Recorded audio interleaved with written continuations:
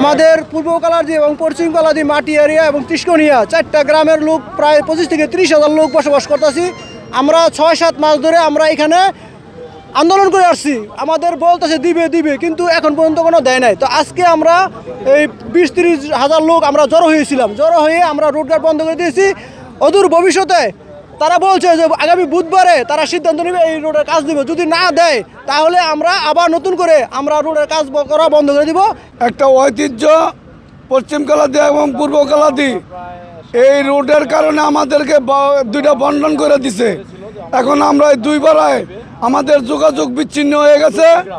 আমাদের আসতে আমরা 6 মাস ধরে আমরা আন্ডারপাসের জন্য কত আন্দোলন করতেছি, এই মানববন্ধন করতেছি। এর ভিতরে তারা আমাদেরকে আশ্বাস দিয়ে দিয়া রাতারাতি কাজ করে করে তারা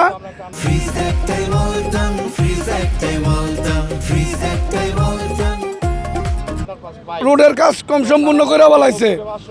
আমাদের এই দুই গ্রাম পশ্চিম কালাদি পূর্ব কালাদি, এখানে প্রায় 25 থেকে 30 হাজার লোকের বসবাস। এখানে ছোট ছোট বাচ্চারা স্কুল কলেজ মাদ্রাসায় প্রায় যায়। তারা শত শত বাচ্চারা স্কুল কলেজ মাদ্রাসা বিমুখ হয়ে যাচ্ছে, কারণ এইখান থেকে 1.5-2 কিলোমিটার ঘুরে তাদের যেতে হয়। আর এই রাস্তাগুলো একটা যেমন রাস্তা না, যেন একটা মরণ ফাঁদ।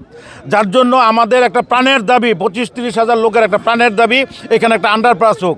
এটা আমাদের আমরা রাস্তা শুরুর থেকে আমরা ওনাদের প্রশাসনের কাছে বলে যাচ্ছি যে আমাদের এখানে একটা আন্ডারপাস দেওয়ার জন্য।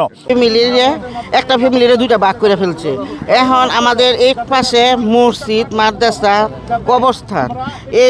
এরা হুজুরা যখন মুসল্লিরা নামাজ পড়তে আসে তখন অ্যাক্সিডেন্ট করে, বাচ্চা গো স্কুলে নিতে গেলে মায় গো খুব ভয়ে থাকে, আতঙ্ক থাকে।